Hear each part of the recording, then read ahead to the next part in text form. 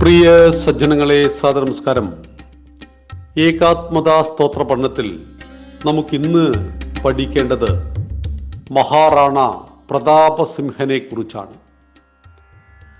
ശ്രീരാമചന്ദ്രന്റെ പരമ്പരയിൽപ്പെട്ടയാളാണ് മഹാറാണ. കുശന്റെ വംശജരായ സിസോദിയ സമുദായത്തിൽ മേവാഡിലെ ചരിത്ര പുരുഷന്മാരായ ബപ്പ റാവൽ, സംഗ്രാമസിംഹൻ, റാണ സാംഘ, റാണ ഹമീർ എന്നിവരുടെ കുലത്തിൽ റാണ സാംഘയുടെ പൗത്രനും ഉദയസിംഹൻ, ജയവന്തി ഭായി എന്നിവരുടെ പുത്രനുമായിട്ട് 1539 മെയ് 9 റാണ പ്രതാപൻ ജനിച്ചു. ഭാരത ചരിത്രത്തിൽ ഒരു മഹാറാണ മാത്രമേയുള്ളൂ, അതാണ് മഹാറാണ പ്രതാപസിംഹൻ. ഈ രാജവംശത്തെ ജനങ്ങൾ അതിരറ്റ് സ്നേഹിച്ചിരുന്നു. റാണ സാംഘയെ കൊല്ലാനും രാജ്യഭരണം തട്ടിയെടുക്കുവാനും വളർത്തച്ഛൻ ഗൂഢാലോചന നടത്തി. കുട്ടിയെ വളർത്തിയിരുന്ന പന്നാത്തായി എന്ന സ്ത്രീയോട് കുഞ്ഞിനെ കുത്തിക്കൊല്ലാൻ വേണ്ടി തൊട്ടിലിൽ കിടത്തണമെന്ന് കൽപ്പിച്ചു. അപകടം മണത്ത ആ ദാസി പന്നാത്തായി സ്വന്തം കുഞ്ഞിനെ തൊട്ടിലിൽ കിടത്തി. സംഗ്രാമസിംഹനെന്ന സാംഘയെ മറ്റൊരാളുടെ കൈവശം കൊടുത്തു വളർത്താൻ പറഞ്ഞയച്ചു.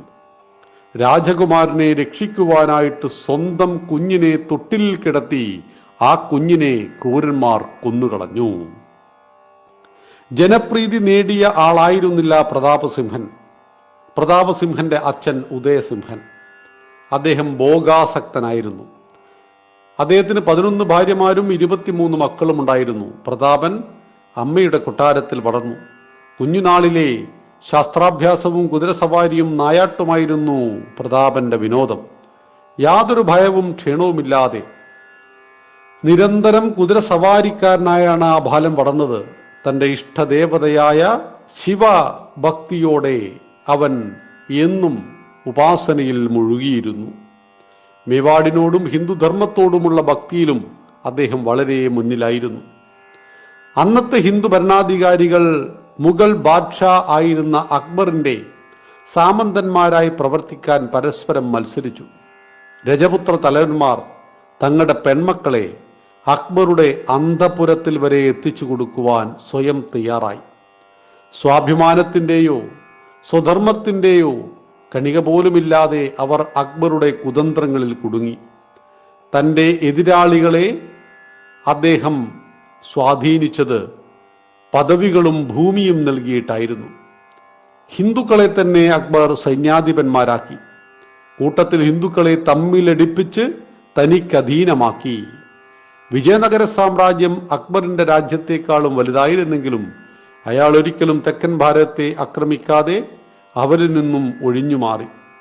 ഇത്തരത്തിൽ ഹുമയൂണിന്റെ കാലത്ത് ഏകദേശം തല്ലിക്കെടുത്തിയിരുന്ന മുഗൾ സാമ്രാജ്യത്തിന് അക്ബർ ഉറച്ച അടിത്തറയിട്ടു. ജയപ്പൂർ രാജാവിനെ പോലെയുള്ളവർ അയാളുടെ ഇച്ഛാനുവർത്തികളായി. മേവാടിനെ മറികടക്കാൻ തങ്ങൾ അക്ബറെ സഹായിക്കുമെന്ന് അവർ പ്രഖ്യാപിച്ചു. എന്നാൽ ജനങ്ങൾ ഒരിക്കലും അക്ബറെ ഇഷ്ടപ്പെട്ടില്ല. മേവാടിന്റെ സ്വതന്ത്ര നിലപാട് അക്ബറിന് സഹിച്ചില്ല. നിരവധി അനുനയ ശ്രമങ്ങൾ പാളിയതോടെ അക്ബർ 1567 ചിത്തോടിലേക്ക് ആക്രമിച്ചു കയറി. ഭീരുവായ ഉദയസിംഹൻ രാജ്യം വിട്ടോടി ഉദയപൂർ എന്ന ഗ്രാമമുണ്ടാക്കി അവിടെ ഭരണം തുടർന്നു. അയാൾ മരണമടഞ്ഞപ്പോൾ പ്രതാപസിംഹനെ തഴഞ്ഞ് മറ്റൊരു പുത്രനായ ജഗ് മല്ലിനെ റാണയാക്കി. എന്നാൽ മേവാഡ് രാജ്യത്തെ രജപുത്ര തലവന്മാർ ഇത് അംഗീകരിച്ചില്ല. അവർ സർവഗുണ സമ്പന്നനായിരുന്ന റാണ പ്രതാപസിംഹനെ മഹാറാണ എന്ന പദവിനാമത്തോടെ അഭിഷേകം ചെയ്തു. അങ്ങനെ 1572 മഹാറാണ പ്രതാപസിംഹൻ മേവാടിന്റെ ഭരണാധികാരിയായി. ജഗമല്ലും മറ്റൊരു സഹോദരനായ സത്യസിംഹനും അക്ബറിന്റെ ദാസന്മാരായി. മഹാറാണ പ്രതാപ് പദവി ഏറ്റെടുത്ത ഉടനെ പ്രതാപസിംഹൻ എല്ലാ ക്ഷത്രിയന്മാരെയും വിളിച്ചുകൂട്ടി ദൃഢപ്രതിജ്ഞ ചെയ്തു. നിങ്ങൾ ഏൽപ്പിച്ച രാജപദവി സുഖിക്കുവാനുള്ളതല്ല എന്ന് ഞാൻ കരുതുന്നു. നമ്മുടെ നാട് മേവാട് യവന്മാർക്ക് അതീതമായിരിക്കുന്നു. മ്ലേച്ഛന്മാരിവിടെ തിമർക്കുന്നു. അക്ബറിന്റെ ആക്രമണ സമയത്ത് 3-ാം ജൗഹർ നടത്തി തങ്ങളുടെ ഭർത്താക്കന്മാരെ യുദ്ധത്തിൽ മരണം വരിക്കാനയച്ച രജപുത്ര വനിതകളോട് നമുക്ക് കടപ്പാടുണ്ട്. അതിനാൽ ഞാൻ ഈ പ്രതിജ്ഞ എടുക്കുന്നു: ഈ നാട് പൂർണ്ണമായും സ്വതന്ത്രമാകുന്നതുവരെ സ്വർണ്ണ കിണ്ണമോ വെള്ളിപ്പാത്രമോ ഞാൻ ഉപയോഗിക്കുന്നതല്ല. പട്ടുകിടക്കയിൽ കിടക്കില്ല, കൊട്ടാരത്തിൽ താമസിക്കില്ല, കുടില് കെട്ടി താമസിച്ച് വൈക്കോൽ കട്ടിൽ കിടന്ന് ഇലയിൽ ഭക്ഷണം കഴിച്ച് ജീവിക്കും. എൻ്റെ കുടുംബവും ഇതേപോലെ ജീവിതം നയിക്കും. ഒന്നുമില്ലാതെ രാവണനെ ജയിക്കാനായ ശ്രീരാമചന്ദ്രനാണ് നമ്മുടെ ആദർശം. നിങ്ങളെല്ലാവരും ഈ യജ്ഞത്തിൽ എന്നോട് സഹകരിക്കണം.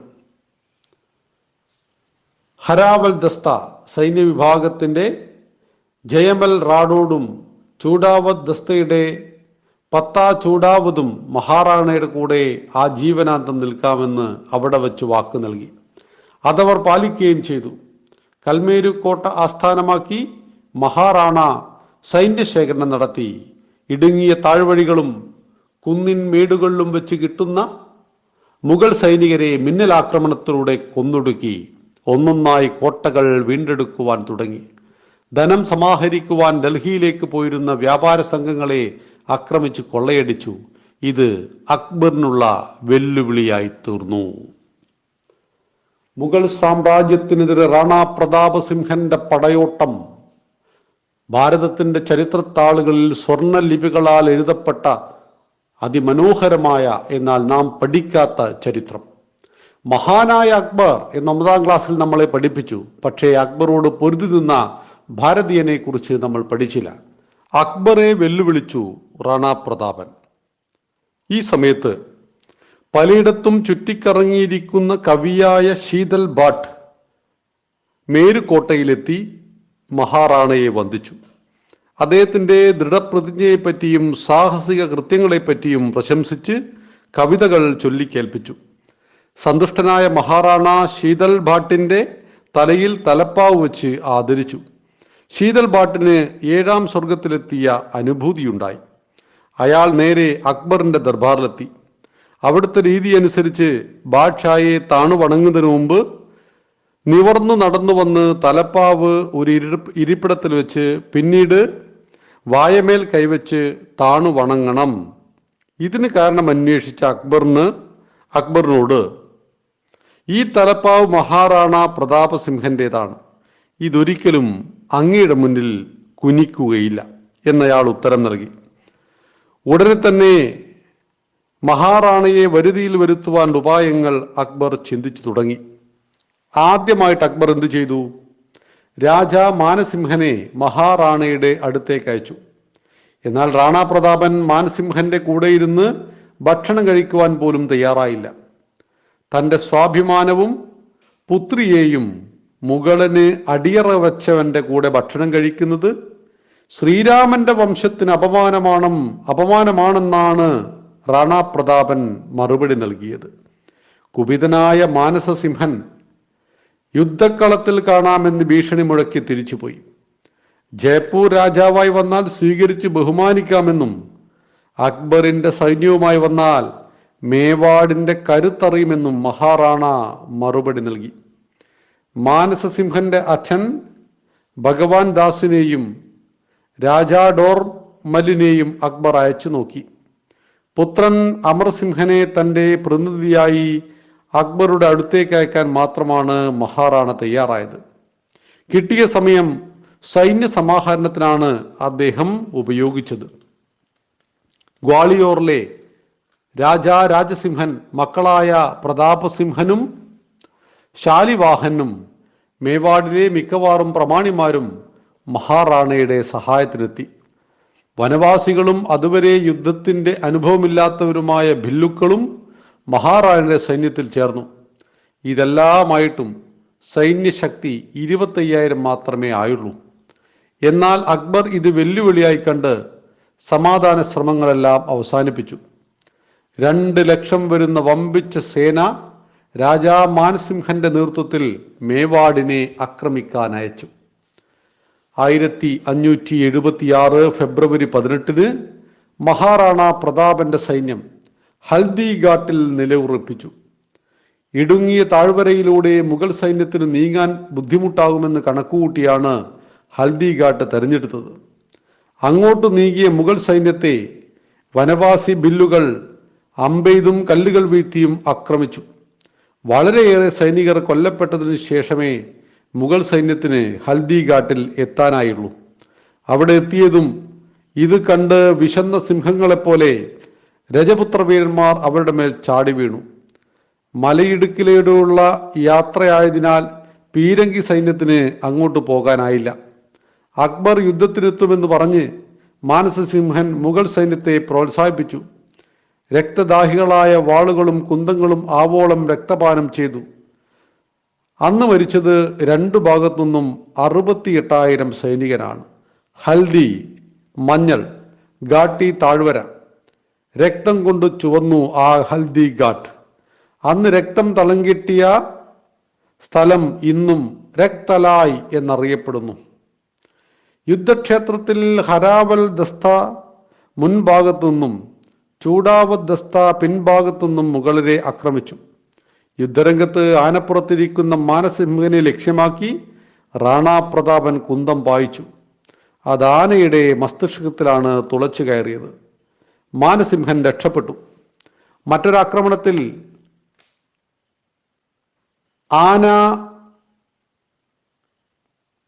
മറ്റൊരാക്രമണത്തിൽ ആനപ്പാപ്പാൻ നടുവിൽ വന്ന് മരണം വരിച്ചതിനാൽ മാത്രം രാജകുമാരൻ സലീം രക്ഷപ്പെട്ടു. അല്ലെങ്കിൽ ചരിത്രത്തിൽ ജഹാംഗീർ എന്ന രാജാവും ഉണ്ടാകുമായിരുന്നില്ല. ചേതക് എന്ന മാർവാടി കുതിരയായിരുന്നു റാണാ പ്രതാപന്റെ വാഹനം. മറ്റാരെയും തൻ്റെ പുറത്തു കയറാൻ ജീവിതകാലം ആ കുതിര സമ്മതിച്ചിരുന്നില്ല. സലീമിന്റെ മുന്നിലെത്തിയപ്പോൾ മഹാറാണയുടെ ആഗ്രഹം മനസ്സിലാക്കി കുതിര നേരെ ഒറ്റച്ചാട്ടത്തിന് ആനയുടെ മസ്തകത്തിൽ കാൽവെച്ചു. ആ ക്ഷണത്തിൽ മഹാറാണ കുന്തം ചുഴറ്റിയെറിഞ്ഞു. എന്നാൽ സലീമിന്റെ ഭാഗ്യത്തിന് എഴുന്നേറ്റ് നിൽക്കാൻ ആനക്കാരൻ തയ്യാറായപ്പോൾ കുന്തം അയാൾക്കേറ്റു. സലീം ആനപ്പുറത്തുനിന്നും ചാടി ഓടി രക്ഷപ്പെട്ടു. മഹാറാണ പ്രതാപനെ വീഴ്ത്താതെ രജപുത്ര സൈന്യത്തെ കീഴ്പ്പെടുത്താനാവില്ലെന്ന് മനസ്സിലാക്കി മാനസിംഹൻ അദ്ദേഹത്തെ വളയാൻ സൈനികരെ അയച്ചു. ചുറ്റിലും വളയപ്പെട്ട റാണയെ രക്ഷിക്കുവാൻ ഝാലായിലെ റാണ മാൻസിംഗ് എത്തി. റാണ ഝാല മാൻസിംഗ് തൻ്റെ ഛത്രവും കിരീടവും അഴിച്ചെടുക്കാൻ ശ്രമിക്കുന്നത് രക്തം വാർന്നും നിരന്തരം യുദ്ധം ചെയ്തും തളർന്നു തുടങ്ങിയ മഹാറാണ കണ്ടു. നീ എന്താണ് ഈ ചെയ്യുന്നത് എന്ന് ചോദിച്ച റാണയോട്, അങ്ങ് യുദ്ധരംഗം വിടണം, അങ്ങ് ജീവിച്ചിരുന്നാലേ മേവാടിന്റെ സ്വാതന്ത്ര്യബോധം നിലനിൽക്കൂ എന്ന് റാണ താല മാൻസിംഹൻ അപേക്ഷിച്ചു. പട്ടാൻ, ഹഗീഖാൻ, ഗ്വാളിയർ രാജാവ് എന്നീ സേനാപതികളും ഇതേ അപേക്ഷ നടത്തി. ഛത്രവും കിരീടവും ഝാല മാൻസിംഹനു നൽകി മഹാറാണ ചേതക്കിന്റെ മേൽ ബോധം കെട്ട് മറഞ്ഞു വീണു. സ്വാമി ഭക്തനായ ചേതക് തൻ്റെ യജമാനെയും കൊണ്ട് ഓടി. ഈ സമയത്ത് മഹാറാണിയുടെ സഹോദരൻ ശക്തിസിംഹന്റെ മനസ്സ് പശ്ചാത്താപം കൊണ്ട് നിറഞ്ഞു. എൻ്റെ സഹോദരൻ നാടിനും ധർമ്മത്തിനും വേണ്ടി പൊരുതുന്നു, ഞാൻ യവനരുടെ കൂടെ നിൽക്കുന്നു. ഈ ചിന്തയോടെ ശക്തിസിംഹൻ വായുവേഗത്തിൽ പായുന്ന ചേതക്കിനെ പിന്തുടർന്നു. മഹാറാണ സ്ഥലം വിടുന്നത് മനസ്സിലാക്കി പിന്നാലെ ചെന്ന മുഗൾ സൈന്യദളത്തെ ശക്തിസിംഹൻ വെട്ടി. തൻ്റെ സഹോദരന്റെ അടുത്തെത്തി. ചേതക്കിന് ഇളം നീല നിറമുള്ള രോമമായിരുന്നു. അതിനാൽ മഹാറാണയെ നീലക്കുതിരയേറിയവൻ എന്നും വിശേഷിപ്പിക്കാറുണ്ടായിരുന്നു. നീലക്കുതിരയേറിയ വീര നിൽക്കൂ എന്ന് ശക്തിസിംഹൻ വിളിച്ചു പറഞ്ഞുകൊണ്ടു പിന്നാലെ പോയി. മുഗളവേഷം കണ്ട് അപകടം മണത്ത ചേതക് വേഗത കൂട്ടി. ചെറുതായി മയക്കം വിട്ട റാണാ പ്രതാപൻ പൊടിപടലങ്ങൾക്കിടയിലൂടെ ശക്തിസിംഹന്റെ അവ്യക്തരൂപം കണ്ടു. ചേതക്കിന്റെ പുറത്ത് തട്ടി നിർത്തി ശക്തിസിംഹനോട് റാണാ പ്രതാപൻ പറഞ്ഞു, നീ എന്നെ തൊടരുത്, യുദ്ധം ചെയ്യണമെങ്കിൽ മാത്രമേ അടുത്തു വരാവൂ. ശക്തിസിംഹൻ നിലത്തു വീണ് കരഞ്ഞ് മാപ്പപേക്ഷിച്ചു. വളരെ നാളുകൾക്ക് ശേഷം രണ്ട് സഹോദരന്മാർ പരസ്പരം പുണർന്നു. അടുത്ത നിമിഷം ചേതക്ക് വീണ്ടും കുതിച്ചു പാഞ്ഞു. ഇടയിൽ ഒരു ചെറുനദി വന്നു. ചേതക്കിനും മുറിവേറ്റിരുന്നു, ഒരു കാലിന് പരിക്കേറ്റിരുന്നു. എന്നാലും തൻ്റെ യജമാനെ രക്ഷിക്കുവാൻ ആ അശ്വവീരൻ കുറച്ച് പുറകോട്ട് മാറി കുതിച്ചു പൊങ്ങി. മറുകരയിൽ നിലം തൊട്ടതും കുതിര മറിഞ്ഞു വീണു. തൻ്റെ അന്ത്യനിമിഷത്തിൽ അത് റാണാ പ്രതാപനെ നോക്കി. അദ്ദേഹം സുരക്ഷിതനാണെന്ന് കണ്ട് സന്തോഷത്തോടെ ചിനച്ച് സംതൃപ്തിയോടെ ആ കുതിര കണ്ണടച്ചു. തൻ്റെ ചിരന്തന സഹയോഗിയുടെ മരണത്തിൽ മഹാറാണാ പ്രതാപൻ പൊട്ടിക്കരഞ്ഞു. മറ്റൊരു കുതിരയുടെ മേൽ അവിടം വിട്ട മഹാറാണാ പ്രതാപ് സിംഹൻ ഏതാനും നാളുകൾക്ക് ശേഷം മടങ്ങി വന്ന് തൻ്റെ പ്രിയ കൂട്ടുകാരൻ്റെ അന്ത്യസംസ്കാരം നടത്തി. അവിടെ ഒരു സ്മാരകം പണിതു. വീരപഠാൻ, ഹക്കീം ഖാൻ, റാണ ജാലോ മാൻസിംഗ് മുതലായ നിരവധി രജപുത്ര സേനാപതികൾ ആ യുദ്ധത്തിൽ വീരമരണം വരിച്ചു. ബാക്കി രജപുത്രനും ഭില്ലുകളും യുദ്ധത്തിൽ നിന്നും പിൻവാങ്ങി. ലക്ഷ്യം നേടാതെ മുഗൾ സൈന്യവും ഡൽഹിയിലേക്ക് മടങ്ങി. ഹൽദി ഘാട്ടി യുദ്ധം ലോക ചരിത്രത്തിലെ അവിസ്മരണീയമായ യുദ്ധമായി കരുതപ്പെടുന്നു. കുറച്ചു കാലത്തെ സമാധാനത്തിനു ശേഷം അക്ബർ തന്നെ യോഗുബായിലേക്ക്, റാണാ പ്രതാപന്റെ ആസ്ഥാനത്തിലേക്ക് ആക്രമണം നയിച്ചു. വലിയ മുന്നേറ്റമൊന്നും കാണാഞ്ഞ് ഷാഖ് ഖാനെ സൈന്യാധിപനാക്കി നിശ്ചയിച്ച് അക്ബർ തിരിച്ചുപോയി. ഈ കാലഘട്ടത്തിൽ മഹാറാണ കാട്ടിലാണ് കഴിഞ്ഞത്. പുല്ലുകൾ അരച്ചുള്ള മിശ്രിതം ചുട്ട് റൊട്ടിയാക്കിയാണ് വിശപ്പടക്കിയത്. ഒരിക്കൽ മകൾക്ക് റാണി നൽകിയ പൂപ്പൽ പിടിച്ച റൊട്ടിയുടെ പകുതി ഒരു കാട്ടുപൂച്ച തട്ടിയെടുത്തു. മകൾ കരയുന്നത് കണ്ട് മഹാറാണയുടെ മനസ്സ് തകർന്നു. തൻ്റെ കുടുംബത്തിന് താൻ മൂലമാണല്ലോ ഈ നരകജീവിതം നയിക്കേണ്ടി വന്നത് എന്ന വിചാരത്താൽ മഹാറാണ അക്ബറിന്റെ അടുത്തേക്ക് ഒരു സന്ദേശം അയച്ചു. കത്ത് ചെന്നെത്തിയത് അക്ബറിന്റെ കൊട്ടാരത്തിലെ രജപുത്ര കവി പൃഥ്വിരാജിന്റെ കയ്യിലാണ്. അയാൾ ഒരു കവിത എഴുതി മഹാറാണയ്ക്ക് അയച്ചു. മേവാടിന്റെ സ്വാതന്ത്ര്യ സൂര്യൻ മുഗളകുറുക്കന്റെ ഓരി കേട്ട് അസ്തമിക്കുകയോ? അസ്തമിച്ചാൽ ഹിന്ദുക്കൾ എന്നെന്നും അടിമകളാകും. അങ്ങയുടെ പ്രതിജ്ഞയും പ്രതിരോധവുമാണ് ഞങ്ങളുടെ ആശകൾ നിലനിർത്തിയിരുന്നത് എന്നായിരുന്നു കവിതയുടെ സാരം. ഒരു 10,000 സൈനികർ കൂടെ വന്നു ചേർന്ന ഫലമാണ് ആ കത്ത് ചെയ്തത്. മഹാറാണ ഉടനെ തന്നെ രജപുത്ര സർദാർമാരെ വിളിച്ചുകൂട്ടി. തൽക്കാലം രാജ്യം വിട്ട് സിന്ധിൽ പോയി സൈനിക ശക്തിയും ധനവും ആയുധങ്ങളും സമാഹരിക്കണമെന്ന് നിർദ്ദേശം ഉയർന്നു വന്നു. പിറ്റേന്ന് സിന്ധിലേക്ക് പുറപ്പെട്ട മഹാറാണയെ കാണാൻ ഒരു വൃദ്ധനെത്തി. അദ്ദേഹമായിരുന്നു പ്രസിദ്ധ വ്യാപാരി ഭാമാഷ. രാജ്യം സ്വാതന്ത്ര്യ സമരം നയിക്കുമ്പോൾ സ്വത്തെല്ലാം രാഷ്ട്രത്തിൻ്റെതാണെന്നും തൻ്റെ എളിയ സംഭാവന സ്വീകരിക്കണമെന്നും അദ്ദേഹം മഹാറാണയോട് അപേക്ഷിച്ചു. മഹാറാണ ജനങ്ങളുടെ സമ്പാദ്യത്തിൻ്റെ സംരക്ഷണമാണെന്നും അത് പിടിച്ചെടുക്കുവാൻ അധികാരമില്ല എന്നുമായിരുന്നു റാണയുടെ മറുപടി. എന്നാൽ ഭാമാഷായുടെ പിതൃസമാനമായ നിർബന്ധത്തിന് വഴങ്ങി അദ്ദേഹം 25 ലക്ഷം രൂപയും 20,000 സ്വർണ്ണ നാണയങ്ങളുമാണ് ധാമാഷ നൽകിയത്. അന്നത് 1 ലക്ഷം വരുന്ന സേനയെ സുസജ്ജമാക്കുവാനും 3 വർഷം നിലനിർത്തുവാനുള്ള ഏർപ്പാടുകൾ ചെയ്യുവാനും മതിയായ തുകയായിരുന്നു. മഹാറാണ പ്രതാപൻ സമയം കളയാതെ സൈന്യം രൂപീകരിച്ച് സുസജ്ജമായി ഗോഹട്ടി, ഉദയപൂർ എന്നിവ കീഴടക്കി. റാവ് സൂരജൻ മല്ലിന്റെ ദൂതൻ റാണാ പ്രതാപന്റെ അടുക്കലെത്തി അഭയം നൽകണമെന്ന് അപേക്ഷിച്ചു. സുരക്ഷാ വചനം നേടിയ ശേഷം മഹാറാണയുടെ സഹോദരൻ ജഗമല്ലാനെ റാവ് സുർജൻ സിഹോരി വധിച്ചെന്ന വാർത്ത അറിയിച്ചു. ദേശദ്രോഹിയെ കൊന്നയാൾ എൻ്റെ സഹോദരനാണെന്നും മഹാറാണയും പ്രതികരിച്ചു. ഗോംഗു ബായാൽ വളയം ചെയ്തു നിന്ന മുഗൾ സൈന്യത്തെ തുരത്താൻ ഹരാവൽ, ചൂടാവത് സൈന്യവിഭാഗങ്ങൾ പടനീക്കം നടത്തി. മുഗൾ സൈന്യം കോട്ടക്കകത്തേക്ക് നീങ്ങി. 2 ഭാഗത്തു നിന്നും കോട്ടവാതിൽ തകർക്കുവാൻ ശ്രമം തുടങ്ങി. ചൂടാവത് വിഭാഗം വിജയിച്ചില്ല. ഹരാവൽ വിഭാഗത്തിന്റെ കവചം നെറ്റിയിൽ കെട്ടിയ ആന കോട്ടവാതിൽ ഇടിക്കുമ്പോൾ വാതിലുള്ള ഇരുമ്പ് മുള്ളുകൾ ഏറ്റ് മുഴുവൻ ശക്തിയോടെ ഇടിക്കാനാവാതിരുന്ന വിഭാഗത്തിന്റെ സേനാപതികളുടെ ശ്രദ്ധയിൽപ്പെട്ടു. ഉടനെ അവരിൽ 2 പേർ മുള്ളുകളിൽ ചേർന്നു നിന്നു. അവരെയും കൂട്ടി ആനകൾ ഇടിച്ചു. ആണി തറക്കാത്തത് മൂലം വാതിൽ തുറക്കുന്നതിൽ വിജയിച്ചു. എന്തൊരു വീരോദാത്തമായ ബലിദാനമാണ് നമ്മൾ അവിടെ കണ്ടത്. ഹരാവൽ, ചൂടാവതി വിഭാഗങ്ങളെ ചെറുത്ത മുഗൾ സൈന്യത്തിന്റെ മേൽ മഹാറാണ പ്രതാപന്റെ നേതൃത്വത്തിലുള്ള വൻ സൈന്യം രാത്രിയിൽ മിന്നലാക്രമണം നടത്തി. അവിചാരിതമായി ഈ ആക്രമണത്തോടെ മുഗൾ സൈന്യം പിന്മാറി തിരിച്ചോടി. ഷാഹി ബാഷ്ഖാൻ നാണം കെട്ട് ഡൽഹിയിലേക്ക് തിരിച്ചുപോയി. മേവാഡിലെ 80-ൽ 77 കോട്ടകൾ റാണാ പ്രതാപൻ തിരിച്ചുപിടിച്ചു. അക്ബർ നടത്തിയ അവസാന ശ്രമം 1584-ൽ ജഗന്നാഥൻ എന്ന മഹാവീരന്റെ നേതൃത്വത്തിലായിരുന്നു. എന്നാൽ നിലയുറപ്പിച്ചു കഴിഞ്ഞിരുന്ന മഹാറാണാ പ്രതാപൻ ആ സൈന്യത്തെ തുരത്തി.